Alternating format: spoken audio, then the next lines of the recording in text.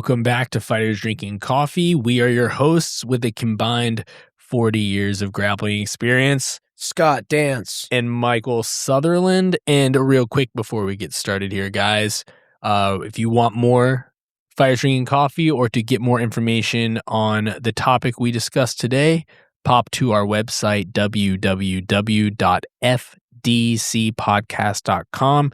Check out the blog post. You'll get some expanded information, expanded topics from today's episode and past episodes. You can also leave us a voicemail or contact us there with any questions or ideas. We're open to hear them. Now, let's get to it. Community. All jiu-jitsu requires levels of trust and respect for the other people around you. So you want to have a culture or community that you are comfortable being a part of or that you enjoy being a part of, right? I mean, I personally, we have all the guys that I train with, we have a group chat that we all talk shit and make jokes and all that. And we'll also discuss using it for discussing of jiu-jitsu, but we're all comfortable enough that we can have that kind of interaction within there. And, we get together on weekends sometimes, watch fights, and do things as off the mats as well. We've created this sort of environment, or this sort of community. There's also the on-mat culture, right? The types of you want to surround yourself with the types of people that either share similar goals or are willing to help you achieve your goals, even if theirs are different. And so we're going to talk about how to get there. Scott, I know you have experience. Well, of course I know, but you have experience running a gym. So there's different levels to this, ownership, developing that community and that culture from the ownership side. 'Cause that's the beginning, right? That's when the gym opens, there's no members. You have to somehow create this culture and community from scratch, right? So there's an aspect there. The coach developing that on-mat culture, sometimes that can bleed over into other aspects, just depending on the way the gym is. And then also students. Students also have the ability to develop the culture and community within the gym, whether that's through how interaction with the other students, other members, or how they bring other members in, so sometimes, as gym owner, your students are sometimes the best marketing tool. They bring people in because they enjoy it so much, but that can also be a way for them to develop the type of community and culture that they would like to see within the gym. They're paying members. They kind of get a vote on that kind of thing. And so let's get into it, man. So Scott, because you have experience with this recently and historically, with starting a gym, right? And when starting a gym, what kind of those first few members, right? How do you look at them when you're thinking of the type of space that you want the gym to be? And obviously it changes throughout the lifespan of the gym because things change and different people, you move, people leave, whatever, especially in this area, right? It's pretty transient. But is there a vetting process or kind of that you go through? Because sometimes these people haven't trained at the gym yet, right? They don't know. Sometimes there's an unknown there. Is there a process you go through when but when people are signing up at the very beginning before the gym? Is there a process you go through, either indoctrination process, but to help create the beginning of the type of culture community that you foresee in the gym? Well, you want me to start with the vetting thing? Okay, maybe. Yeah. Well, I'll weave it all together. Yeah, so I'd say real quickly on the vetting part, dude. I think the vetting's important, but the main thing, simply put, you want to make sure, at least at that, since I'll just start with that, 'cause I think that's actually a relatively simple answer, and it kind of gets to the other part of the meat and potatoes of what you're talking about here, as it relates to like communities and culture. Um, Vetting first and foremost is to make sure this person's not like insane, because you'll get some insane people who come into gyms. Happens. Most people aren't, but like you'll get some insane people. So like kind of like literally you do vet them. Just be like, all right, is this person got any screws loose that I need to know about? Like put aside like fun, quirky, weird stuff that we are like a beacon for in the martial arts world, which is great. We love that. We talked about doing an episode on that at some point too. Oh, there will be a weirdos episode. Can't wait for it. But anyways, so like that's great and all. But like legitimately, is this person like a safe person, a sane and safe person to have in here? And like that's generally pretty easy to ascertain, at least at like a surface level, enough to like invite them into your community.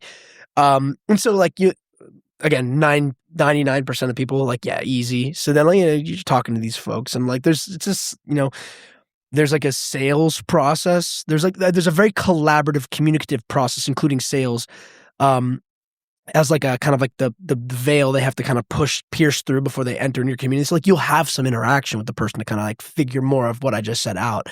And also just kind of like generally speaking, like what this person's like too, as you're about to integrate them into your community. So there's a little bit of vetting, is to make sure that they're like just like a decent human being. Cause it's like on that thread for a second, like if you're running a business, like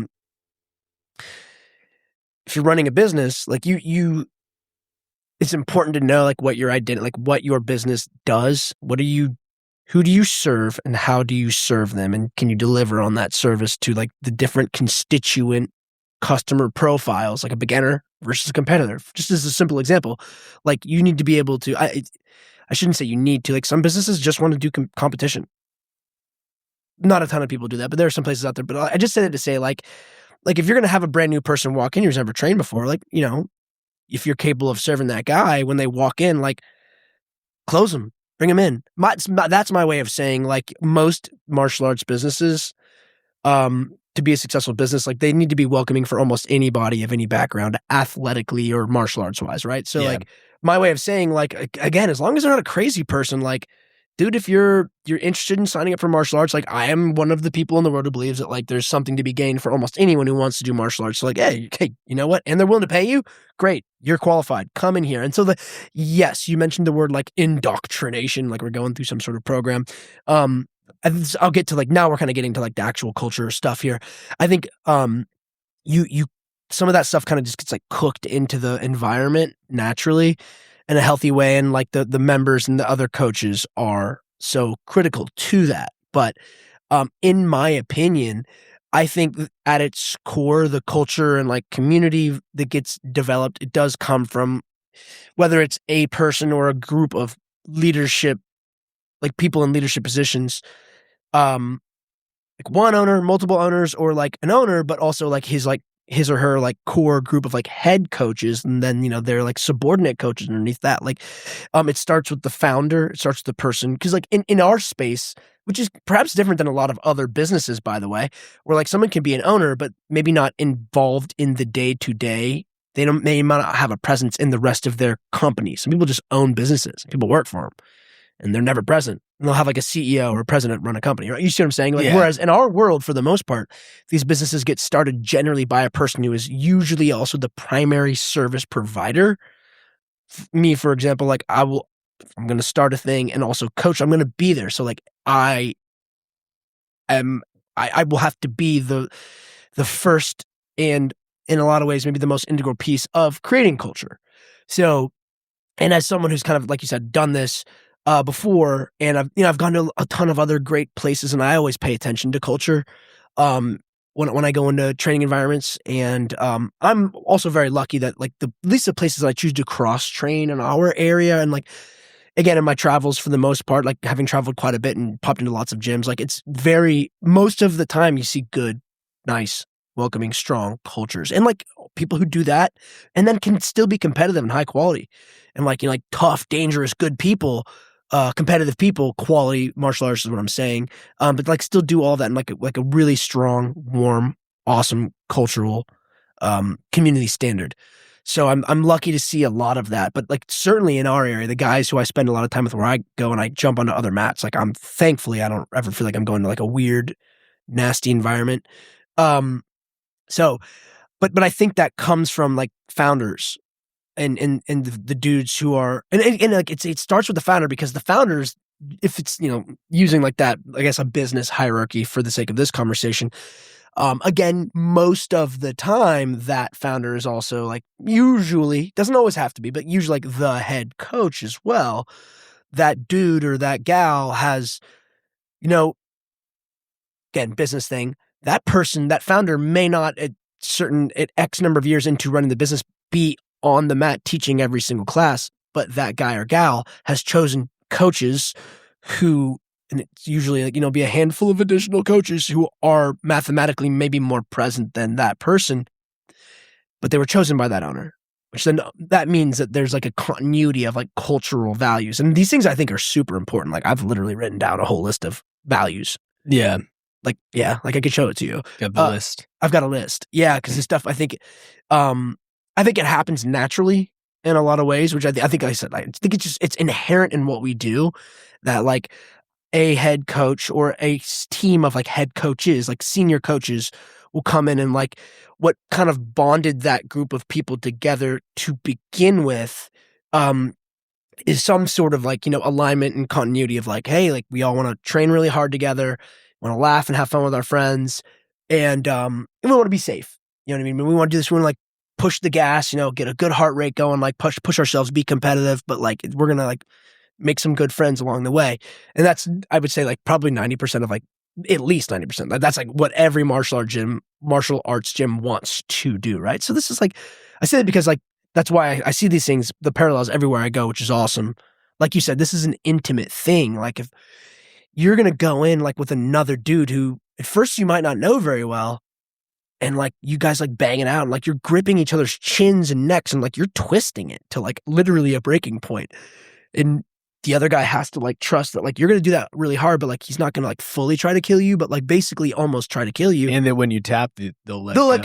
They'll let go. Exactly. So like you do like embedded in what we do is like this like bonding experience and trust. And like, so it's intimate, dude. Like you get to like, you feel like you get to know. There are people, it's funny, who like, I feel like I will only have relationships with in like a training environment who I actually think I know on a deeper level than like some friends I've known for decades, man. Which is funny to say, because I think just what the experience of what we're doing, like it requires, like you said, some pretty deep trust values on like a base level. And there's like the shared struggle of like going to fucking battle on the mat or in tournaments, really a lot in tournaments for me personally, but on the mat for like day in, day out. And like you see people like push themselves. 13 minutes. Is that what it took? Yeah. That's hilarious. Dude, we beat, but fuck. Okay. That's very funny. 13 minutes. Took us 13 minutes to bring up competition. 13 minutes. All right. Not bad. I wasn't far off.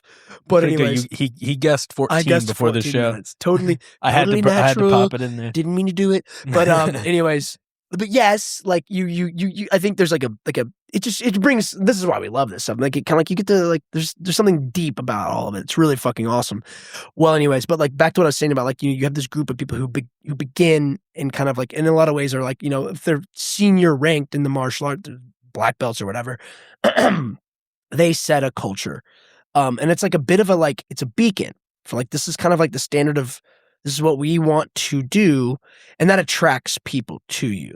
Like the people who come in, this is a business. Like they're free to come, they're free to go. Cancel your membership. Like you can come and you can go if it's not the right environment for you. But like the things I said earlier about like most of the time, it's like we want to train really hard, want to make friends, we want to be safe. That's usually what almost every gym should have that. If for whatever reason you guys feel like that's not the case, that could be like a red flag. We did a red flag episode a while back. But like almost everybody, even the red flag ones, so they're probably making mistakes. Something's off. But like everyone wants those three things. Well, yeah. And even in those red flag ones, they still exist for a reason because the people that are in there are something's off. Okay with right. They're okay with whatever is going on there. I mean, we've talked about on prior episodes, we brought up the immune system before, right?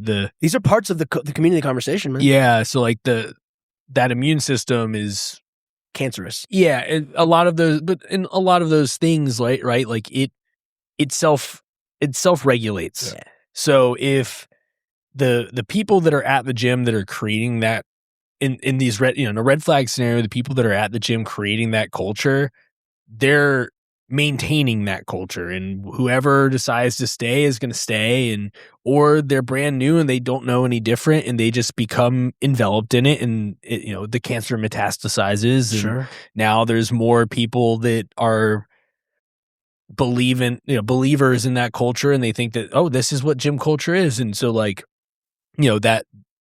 that comes top down there, just like you're saying, just like the other way around. If a person from that would normally fit into that red flag gym comes over to your not red flag gym, the one that is following our three values, right, our three goals.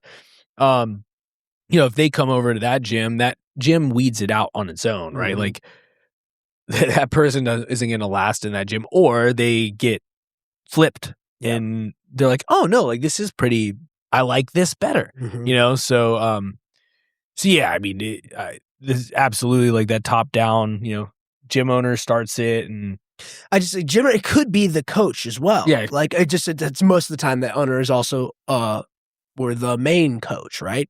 Well, because I wanted to react to that too. I just say that actually it's a business thing, but like that was the reason why I brought up the differentiation between what we do and like another business, you name it, random industry business.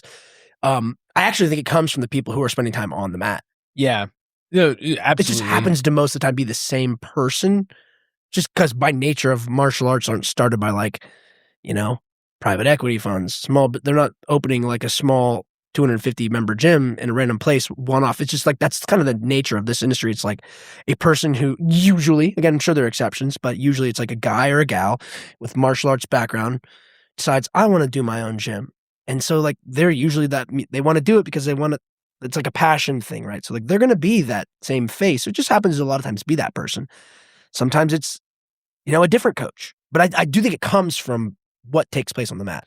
Ultimately, for a long time too, right? That person is probably the sole coach. I mean, maybe not as much anymore as it used to be, because now there's a lot more people with, that's better. Jesus Christ. Because a lot more people with, higher rank and experience than there used to be. But I mean, for a long period of time, you had one person that would start a gym and they would coach every single class, Mhm. and they would only add classes as either they were able to make them or they promoted someone and felt comfortable enough with someone to take over that class, right?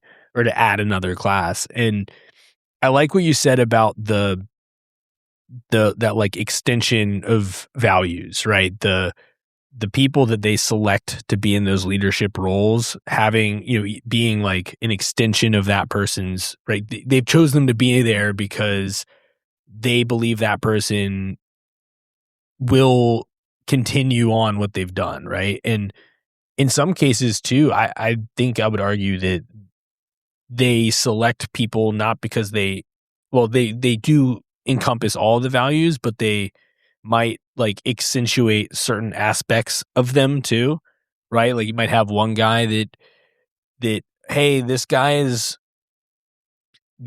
kind of like the competition one, and this one's kind of like this person's really good, is like he's all about the technique, and this person's all about, and you can kind of get you might have the guy like, this guy is the kid's guy, like this guy is, he's a teacher, like that's his passion, and he really like is able to create that scenario, that room, and keep it safe and push the values to the kids, and translate that stuff, and they start to like segment themselves, and they're able to push these people out and continue the culture, even though, because I mean at gyms there's different time slots, right? And some of those people never see each other, and you're able to use those different coaches to, there's other like, I mean, community leaders, right? At that point. Now you're talking about building teams. Yeah. And absolutely, you're right. And but by the way, that's like the cool thing about building teams. I do believe there has to be at least like, that's why like your fundamental cultural values should be simple, easy to explain. And like I'll say universal insofar as like they can be broad, but also clearly defined, like transparency and safety. It's like two just simple ones. We're like, as long as we both understand what transparency means, like you're going to communicate with me, I'm going to communicate with you openly. We're going to keep our eyes and ears peeled on this community. And we want to make sure that our students and like parents of kids feel like they can transparently communicate with us. This is just an example, like easy to explain. It shouldn't limit that person. It's like safety. Like we're going to run a really safe class while keeping it fun, competitive, and challenging, but it needs to be safe. We don't want people getting hurt. This is already kind of like a naturally tough, dangerous thing. I'm just giving you two examples, but like, yeah, like you want to give them like, this is what we're about. Because like if you hire a guy that you really like, really good competitor, whatever, but like he's too dangerous. He's letting people get hurt too much. Like, we didn't communicate that value. Yeah. But let's just say that for the sake of this conversation, that we communicate that very simply.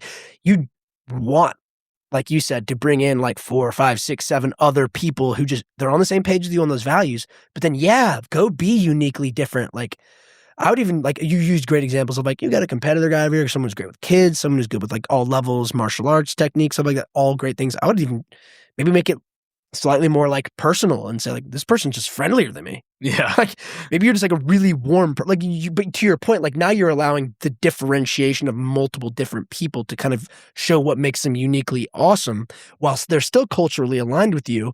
And hell yeah, dude, that's because that's the next thing like that, but I believe it, like it stems from the person who built the thing from the ground up, but like, it's like a seed, like what grows out of the seed. Like, yeah, those guys should have like, again, ultimately very simple baseline value alignment, principle alignment. And then it's like, go be you. Cause that's what's cool about this.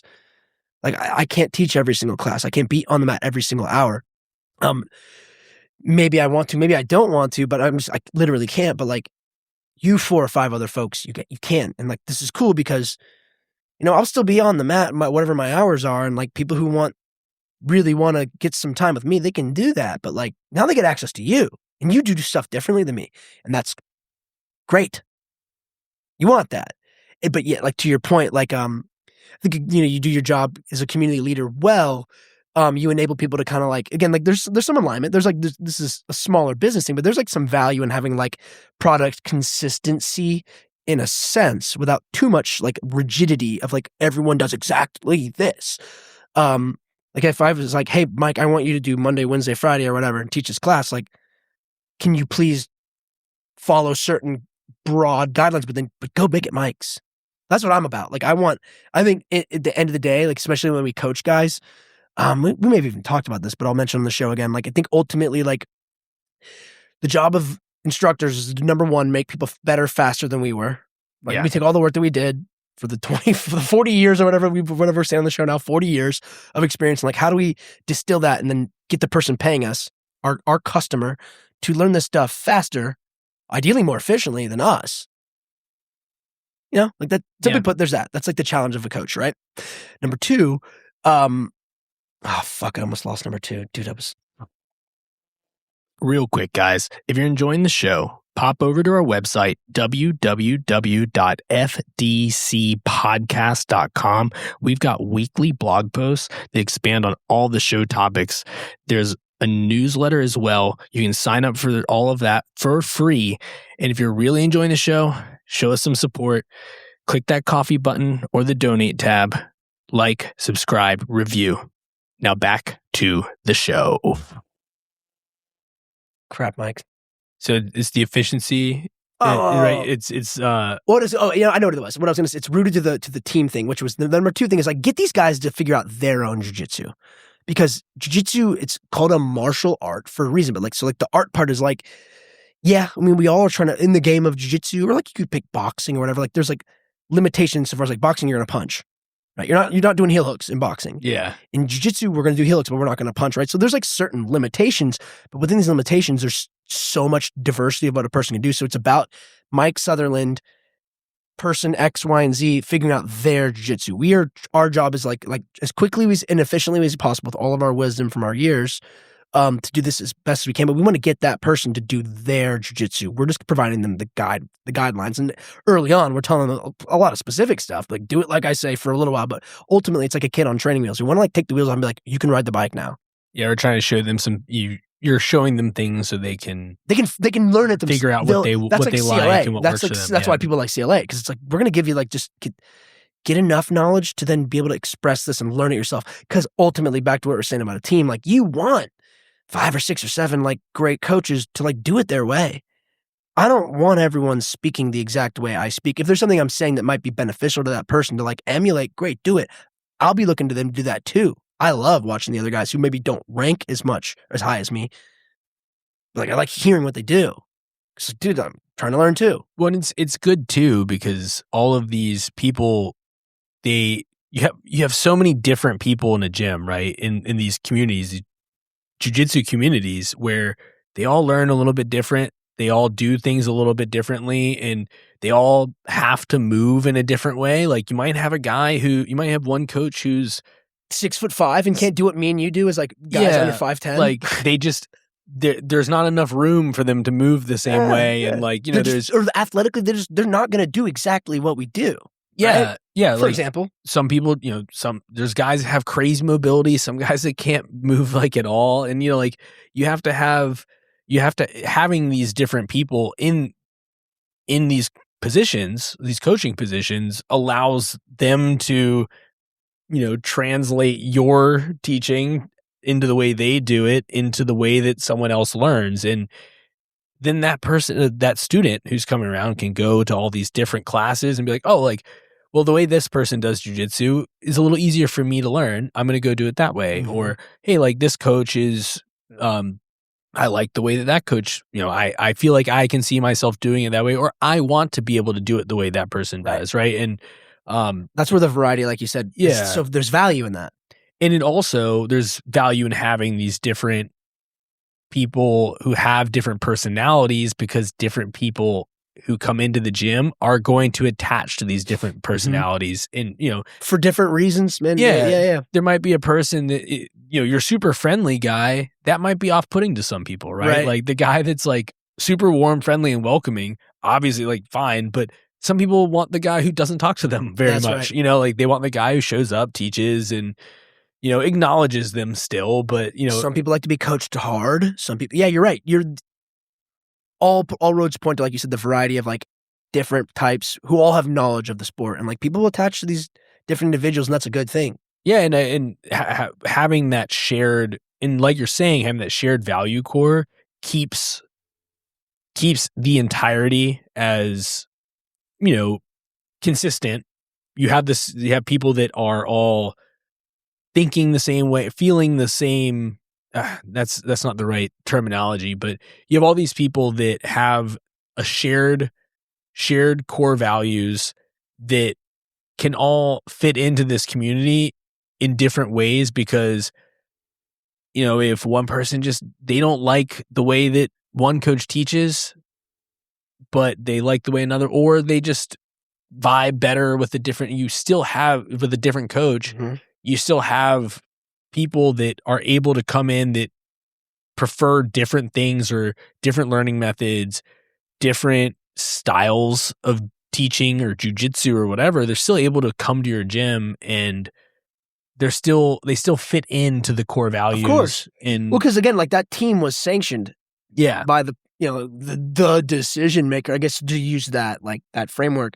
But yes, you're the right. initial architect kind of the community, but right? It's a part of that. And you could look at it another way if you want, right? If it starts like day one, you may have even kind of been alluding to this when you asked the question originally, but like day one with a small crew, you come in and like it's all on you. You do it, you do your job. You have to put your best foot forward to these things, and it's simple when you've done this for a long time, because you just do what you do it the way you do it, and it doesn't mean it's easy. They said it's simple. It's just like you just kind of be you, do the best you can. You try to provide the best service of making people better, faster than you. Be nice, provide a safe environment, and you know, ultimately getting them to learn longer. This is not a day one thing, but like, you get the idea. But it's like this is like, I'm trying to put this person on the path to like figure out their own unique jiu-jitsu. And if we do our job in like couple years, maybe 5, let's say like 4 to 8 years, get them to blue, purple, maybe brown belt. Some people ascertain like they start to learn enough jiu-jitsu around that tenure, in my opinion, that they can, at least they'll pick up elements of like, what this is kind of the way I do jiu-jitsu. Like, I don't wrestle as much as Scott, but I'm glad he made me do it for a while because it helped me learn that, shit, maybe I'm not really a wrestling style guy. I'm more of a guard puller guy because there's different ways to do it. But within like, let's say 3.5, 4 to like 7 or 8 years, like, yeah, you'll start to understand yourself. We want to get into that to where it's like this is why, real quick, on martial arts businesses, I don't think martial arts businesses charge enough money because we are putting people in a position in a good way. These guys are learning a serious skill. And if the more that person wants to invest in it, man, what's to stop them from opening their own academy? It's like an apprenticeship. Damn it. Yeah. And there's solid core gyms out there and like people doing cycling classes who are charging like 2 times what we're charging or more, which makes me laugh. I'm like, and we're providing a crazy good service, whatever. Anyways, this is it's such jiu-jitsu is the best. It's a long step from where it used to be though. I remember people used to like at Nova, which had tons of stuff. By the way, $100 got you the entirety of that gym. Oh, well, yes, prices have increased. And for sure. I just think people used to gawk at that $100. Like, you're attracting the wrong customers when you charge $100. Yeah, that's a fact. But yeah, you're right, dude. You're right. It has, but I think a little bit of that is cost of living has gone up. It's natural. Like I just say, like people in martial arts tend to be very humble and did not understand how valuable it is what they do. I'm not saying go out there and charge like a fucking arm and a leg, but like, have a little pride for like what we're doing is really unique and valuable. But my sidebar comment, my distraction, my rabbit hole there was a derivation of like, it starts off, you want to do those jobs really well for people. And it may start off with a small crew. But if you keep doing that for a while, like you either maybe like a qualified, knowledgeable enough person, you attract that person, they come into your crew, you vet them and you decide to the point of what we talked about earlier, like, oh, I want to make you a part of the team. That, or you may just mentor someone.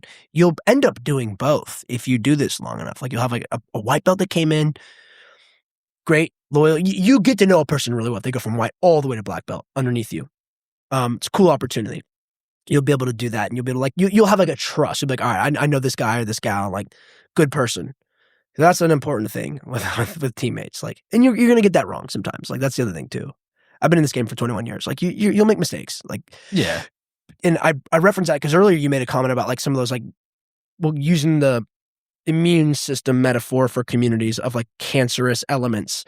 It's hard. It takes a little bit of work to kind of figure out when you're like, you have to make a hard call on someone maybe you've known for a while or like a person that like came in, looked like a normal person early on, but then like, now I'm getting some weird vibes or I got some weird feedback from someone. Someone came to me and told me something. And then a second person validated that, like, I think I kind of like that guy or that gal, but like, I got to do something about it. So there's challenges to it, but like back to the cancerous, like the red flag scenarios, environments, like you got to like the person, in with the appropriate team, they will help you too. Staff members will help you if there's like an employee or like a sub coach, junior coach that's like doing something that's a little bit off. And like, but the decision maker at the end of the day has to be like constantly vigilant to do the hard thing when it's necessary, because there's going to be hard scenarios. You'll have challenging scenarios you'll have to deal with. It's your job. It's your obligation to face the hard things and make the hard calls. And that gets easier. Well, and keeping if you know your values. Yeah. If you know your values, like this person broke a value, that sometimes it's better when it's like a binary thing. You're like, yo, no emotion about it. As hard as this is, like value broken, decision made. Well, and not making the decision to get rid of them is making a decision to change your community and the culture of that gym too. It will destroy your culture. You're deciding that, hey, like keeping that guy around is more important than whatever that value was that they're violating, right? And so now you've just changed the culture of your gym, probably irreparably, potentially destroying it in the long run. Yeah. You're avoiding doing a small, challenging thing, small, medium, to give, I guess, a person credit in a tough situation. Small, medium, challenge. Yeah, I mean, that could fuck you in the long run. Sometimes you've developed, long. You over a long period of time, you developed a relationship with this person. Like, that's right. To where like, oh, well, like, I've known this guy for 5-6 years. He's trained under me for, that entire time. And like, oh yeah, I don't really want to get rid of them. But then that you have to look at it and be like, if I don't get rid of them, what happens next. What's the cost of that? Yeah, it's tremendous. Probably a lot of these other people that one are, from a business standpoint, are paying members of your gym. They are a part of your income, but also like these people that are, this is the community you've built, and they leave, they're going to go somewhere else. Your community's going to shift. Now you have this guy. Everybody knows you still have this guy still here. And especially if most of them have seen what happened, someone might still stay, but now that culture shifts. Oh, you're right, man. You're right. And it could be that they stay because, like, you know what, they might just turn it off and just be like, you know what, I'm just going to show up and do jiu-jitsu and everything else, whatever, right? And there's and this, by the way, which then there's no culture or community at the gym. It's just a gym. No, it's a recipe for a disaster. What you're describing, and I guess I'll say a couple things. But the first one is that, like, this is also like I feel like an HR, like management, and not like like nasty sordid things happening, but like this is like business management 101, where it's like, in a case of like good management in the business environment, it's like if employees see a boss allowing a bad employee to get away with things, it kills morale. Yeah. So to your point, like if like people know that decision maker allowed a thing to continue, didn't address it, whether it's removing that person or just reprimanding, like just disciplining, maybe it's just that, maybe it's just fixing a problem. But if you allow bad things to continue, it'll ruin things for the group. That's just like, this is an observable human pattern, like business, probably like business and group environments. And this is really what we're talking about here. And yeah, that's the job of the decision maker to handle that. And to not do it that's literally that's the sin of omission. Yeah. That you're committing the sin of, you're choosing to not respond to a problem. It's just going to make things way worse. No action is still, inaction is kind of a form of action, right? Yeah, exactly. It's dangerous, deleterious to your success and to your community. And look, man, like if this sounds hard, it's because it is. It's not for everyone. Like, dude, being in this position is not. I wouldn't envy people doing. I mean, like, I like it. I'm committed to doing it. I enjoy it. It's not for everyone. It's like you got to be willing to do some. Like, you got to be willing to get your hands dirty. But again, it sounds like like it gets easier. Like I said, that's why the values and principles part of culture. It's good. Glad you brought this up. This is a good subject, Mike.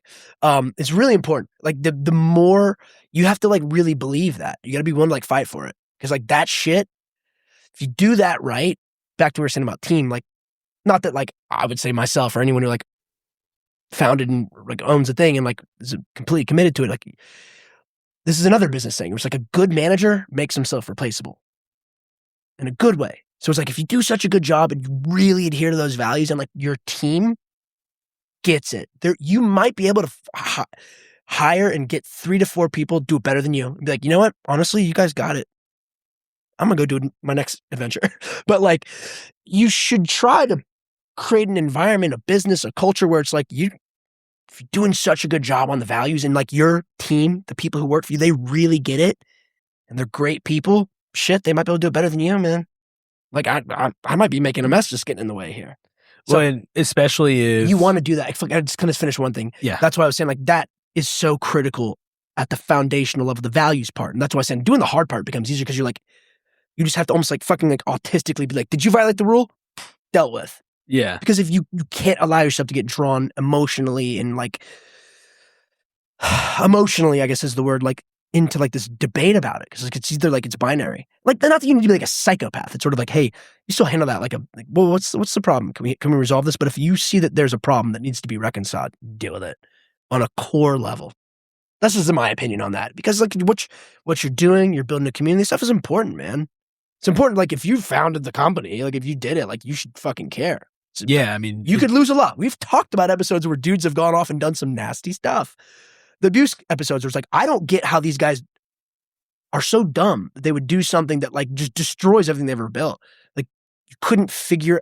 I mean, there's so many things wrong with people doing that to begin with. I can't get in their heads. But like, outside of just if you just it can't separate them from what they did. There's something awry in their mind. Obviously, the thing they did is terrible, but like, how do you not? Their decision-making framework internally is clearly not that put together. But like, yes, my point of that is like, did you not consider that this momentary decision that might feel good for, I don't know, a couple minutes will fuck everything you've done for your entire life. Like, why didn't you think about that? So that's my way of saying, like, yo, man, like this, I'm in too deep. I've invested too much. I care too much. I'm not going to allow someone to destroy this for me. Yeah, It's a decision made. yeah.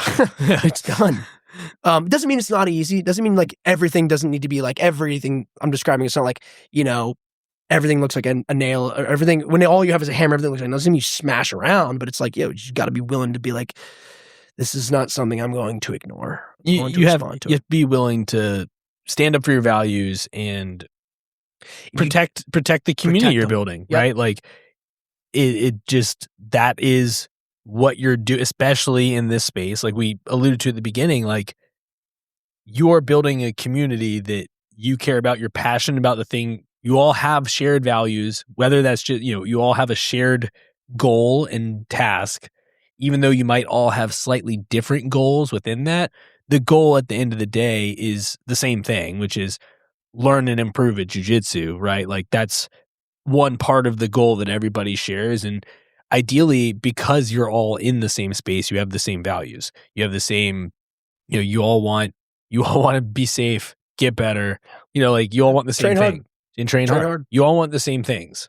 Yep. And so, once it's built, it should be easy to maintain. Well, and that's, right? yes. So, can I just add to that? Sorry to cut you off. I know you're ranting, but like, dude, that's just important too. Cause like I said earlier, it's like if you do that basic thing, and I'm being very hawkish on it. Like this doesn't have to, like, it's not like an obsessive, maybe it is an obsessive thing for me, but I am hawkish on it, but like, it's a doable thing. Like you can do that. I'm making it sound like you gotta fight for your fucking life. There are times where you will have to, but like for the most part, it's kind of like normal. It's easy. It's just like being you, keeping it cool. Like, hey, this is what we're about here. Like it's actually relatively simple, and most of the time, like very manageable. And like if you do a good job at that, you bring in the right people, and you bring in the right students. Because we haven't talked about students enough at all. We're going to get to the students. But that was my way of kind of putting I guess a bow on that concept of like, dude, like the entity in the community will kind of become its own thing.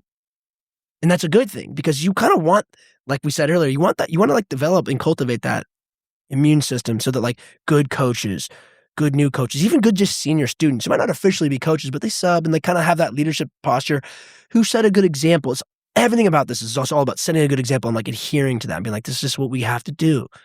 And like, just correct some things that need to be corrected. And mostly just kind of encourage people to keep doing that. And like people, thankfully, what I see in my travels in jiu-jitsu, I've seen it at your academy, I've seen good places. People pick up on this stuff naturally. Most normal people are like, hell yeah, this is easy. I love this. It's not that hard. It's just when people make mistakes, it can be kind of hard. People make mistakes, but you want to be able to like set it up. So like you said, the students, the junior coaches, the senior coaches, they know what the mission is. And we're all doing that. And then like the entity kind of just has its own legs. It takes care of itself. Well, yeah, I mean, like essentially when you have the trial period for a new student, right?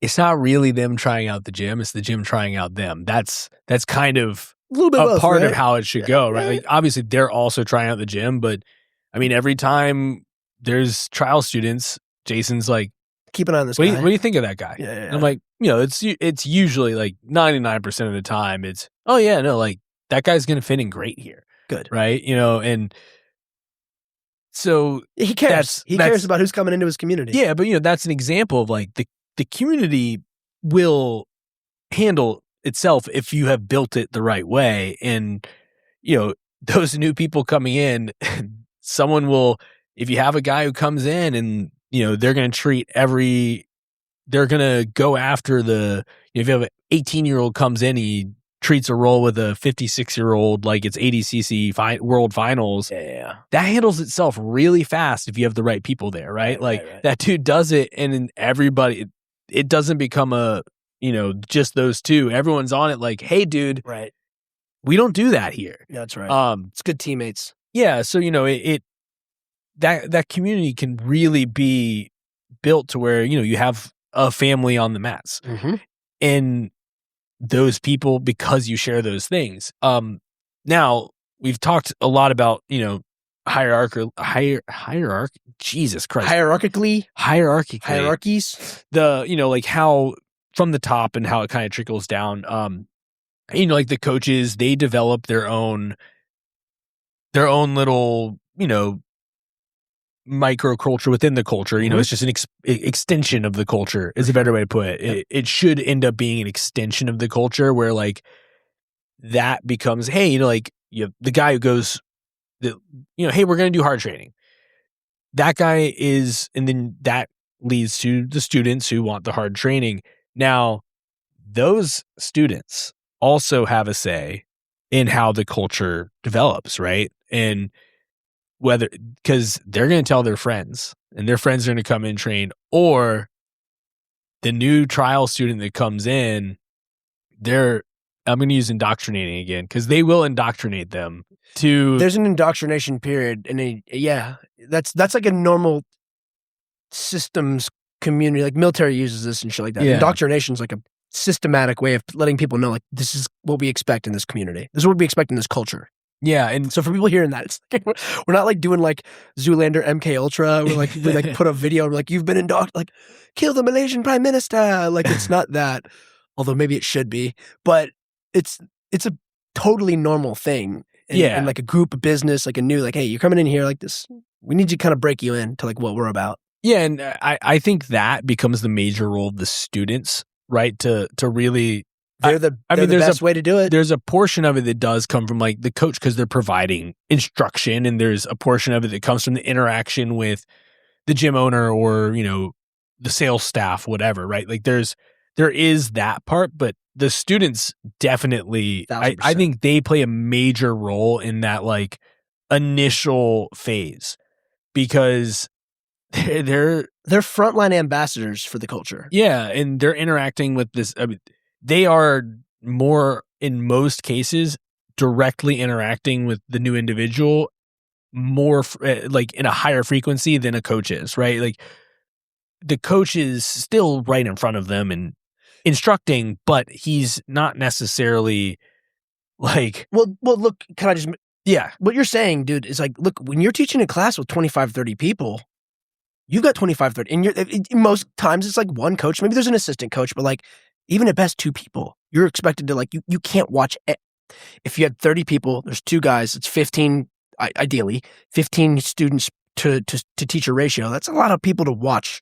So like you said, the student, I'm going to flip that scenario around and you like, maybe it's like the student, the trial guy comes in and one of the experienced students treats it like ADCC and beats the fuck out of the trial guy. And the trial guy might not tell you why he's not going to sign up that night. He was like, it wasn't for me. Or, you know, I think I'll call you in a couple days. Like they're not just going to tell you that dude kicked my ass. I didn't like this. This place sucks.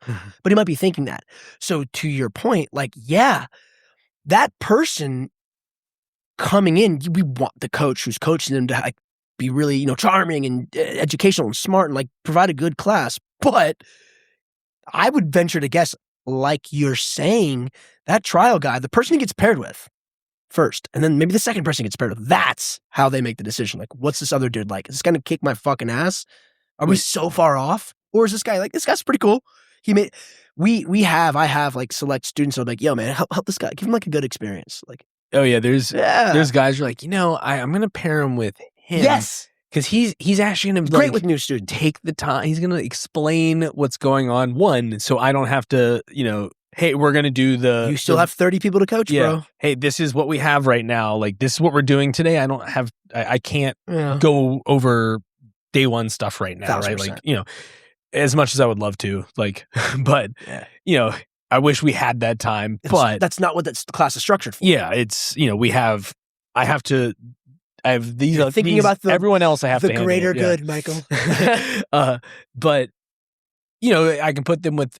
There's people you can put them with. Usually, it's a senior belt or someone who. Sometimes it's someone who's maybe for most recently new person who has become who's now like understood some stuff. Hey, new guy, I was in your boots 6 months ago, man. Let me I'll help you out. Yeah, you know, the great way to do it sometimes. Yeah, and it also makes that person feel good, by the way, because they get to be better than somebody. Yeah. But yeah, I mean, so you have to have these people because you can't give them to the guy who's competing next weekend because he's in a whole different world than everybody else right now as well.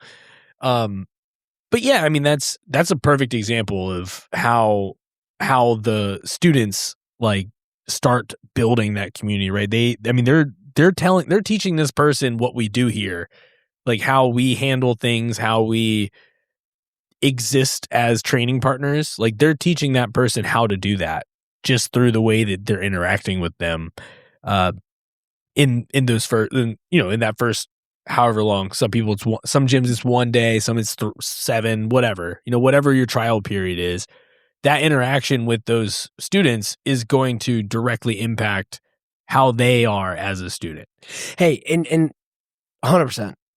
It's not just like, hey, can we convince this new guy to sign up? It's like, hey, can we hopefully get this guy to want to stay here for 2 to 3 to 4 years? Yeah. So like you were saying earlier, it's not just that first trial, because a person might sign up for a month to month. I mean, again, like a month to month for $225. It's a 1 month like trial period, basically. Is what it is. Like that's not like people will do that. I mean, it's great. It's like good for business. Like, but like you need them to want to stay for another 90 days, and then 9 more months, and then ideally 9 more years. Like you want to, it's a continual process. It's a job. That's all. Like it's a hard job, but it gets easier. And if you care, You should care. Yeah, you should care. You'd be surprised how many people don't think about this stuff, Mike. Yeah. Like coaches. I might be less surprised than anything.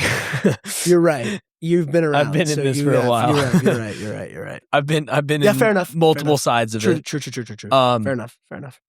Yeah, I mean, all that to say, right? Like, I mean, for it's people that are interested in opening or running a gym, like, or like being just a good ambassador at wherever, like, level of the team you're on. If you just want more training partners, like wherever you sit in this environment, it's like you are like it's really important. Like you kind of I should say, like, you should want to like represent the team at whatever tier you're at, man, to the best of your ability. Yeah, because I mean, the martial arts doesn't sell itself anymore. There's too many gyms, right? There's enough gyms around that they can get it somewhere. Oh, that's true. There's a lot of good options, like you said. Yeah, it might get them, like you said, it might get them to stay for a couple months, maybe a year. They might do that first year contract, and then maybe they quit the art altogether, or they go find somewhere that is a more enjoyable community and environment for them. But if you have the right community and the right culture at your gym, those people will stay there until they, in this area, until they perish or die. Yeah. or until like they can't do it anymore, or they move away. Like around here, that's a big portion of it. What you're saying is like you want to get them to where they're like, dude, I love this place. I don't want to leave. Yeah.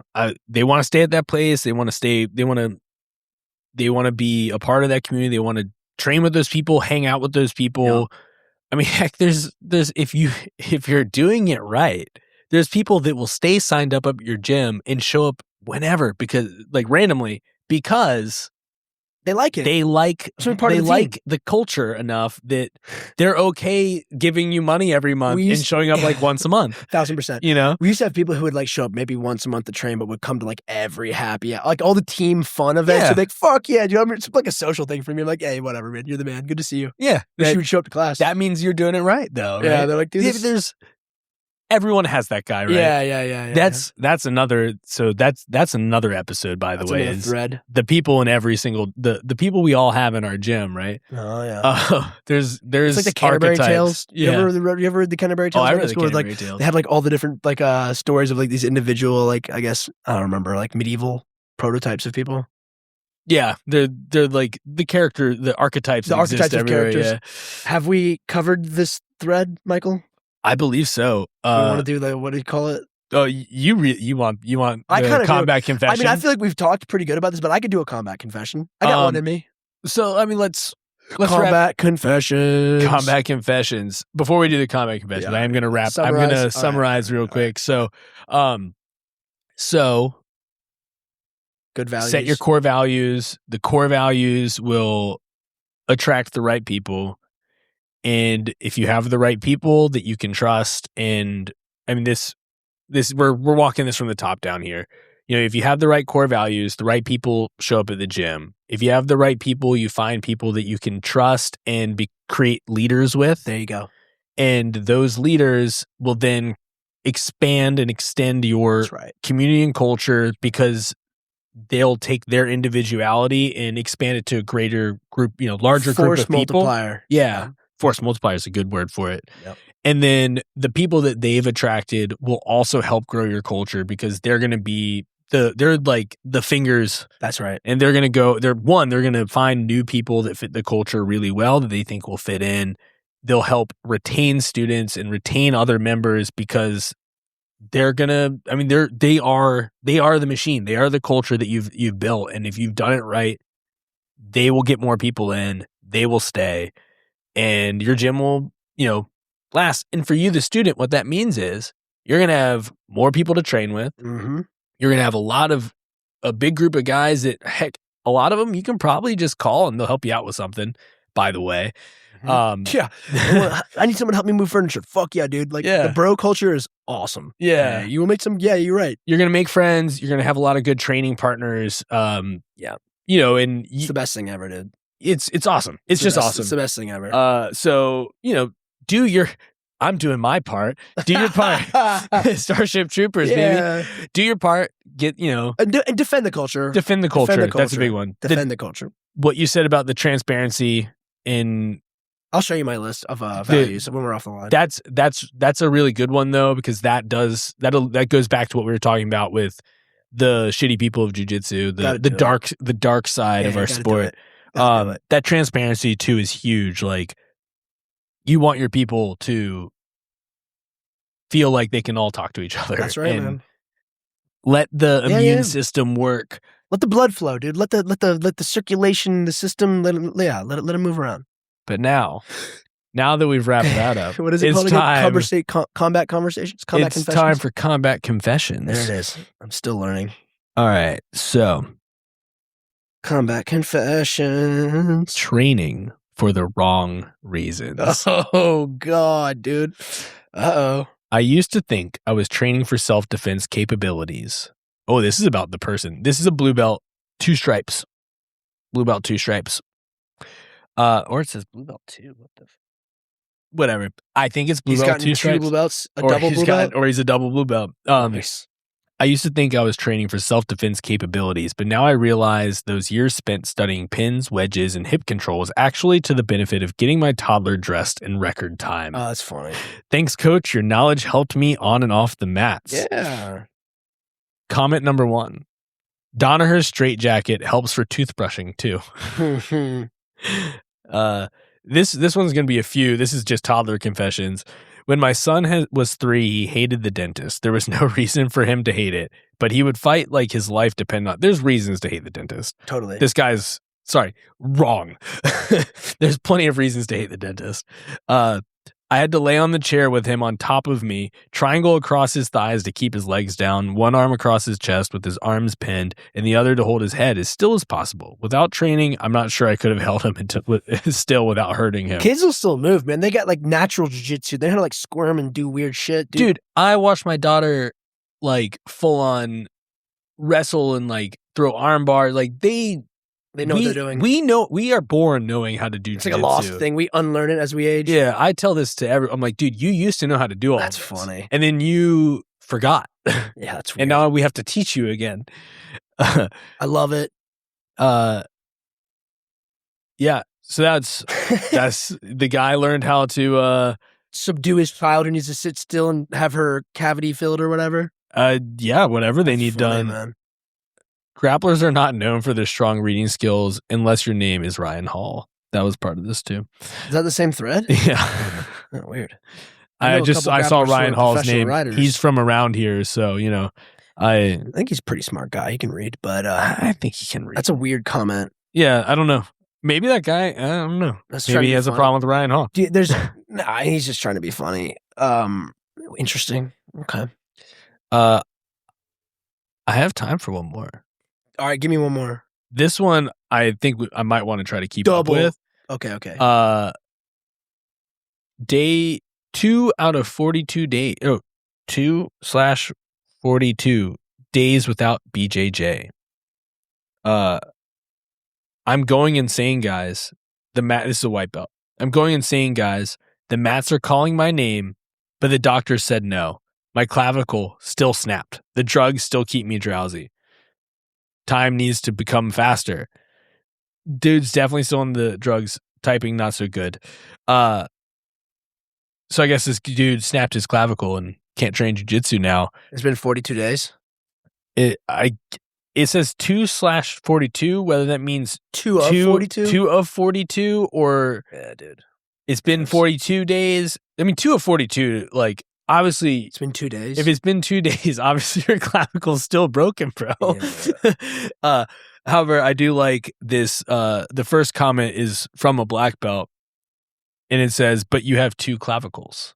What's I your agree problem? with him. I was gonna say, dude, don't be a pussy and just go train, dude. I've known great men with many more broken bones than him who've not only competed but won medals under the duress of a broken clavicle. This dude has metal plates. Had metal plates put in. That's wild. Shit. Well, he should be fine. 2 days is like you haven't even gotten out of the weekend yet, man. Yeah. It's like just relax. Dude, if it is 2 out of 40, if it is in fact 2 42 days seems fast. That's what is it? 42 days is like less than a month and a half. I feel like it has to be the 42 days, right? Like it has to be. It's not 2 out of 42. It has to be that it's been 42 days, right? Like I don't know, man. I don't know. I never know with Reddit. You never know. With Reddit. But we either tell the guy to be patient, grow up, be patient, or grow up, don't be a man. Just go fight injured, dude. Let the clavicle grow back weird. The next comment is they took the shark out of the ocean. That's funny. Followed by, it's been a year since I damaged my, we get a bonus. It's been a year since I damaged my adductor longus playing rubber guard. I haven't touched the mat since. I hope I can make it back at 52 now. I feel your pain. I was so close to my brown belt as well. Dang, that kind of sucks. I'm a little more sympathetic for a guy in his 50s. I feel bad for that dude. Yeah. Snapped it. I mean, don't play rubber guard, kids. Dangerous. Roman. Ouch. I don't know if he still does that. I hope not. I tried really hard to talk him out of it when he was. Yeah. This is actually a helpful. Go to class, wear your jeans or clothing you can't roll in, so you just sit and watch. Yeah, there you go. You still be a part of the community. Hell yeah, that's right. There we go. There we rolled it back in. Train your mind. Yeah, but definitely vastly underutilized resource in life and definitely in jiu-jitsu. Use your mind. That is actually just a good tip for everybody, which is if you are hurt, go to class, but do not show up in your, don't wear your stuff because you will train if you wear your stuff. Well, that's true. Show up in street clothes that you can't train in. I mean, just figure it out. Just know what you can and can't do and just live with that. Don't complain about it. Don't play with temptation. Don't write a weird, silly crybaby post on Reddit about it. I mean, we needed fodder for the show. So please, thank you for your service. Write your crybaby post. I'll shame you. Yeah. That's fine. Please put your crybaby post on Reddit. I really like that guy, the choke guy. That freak.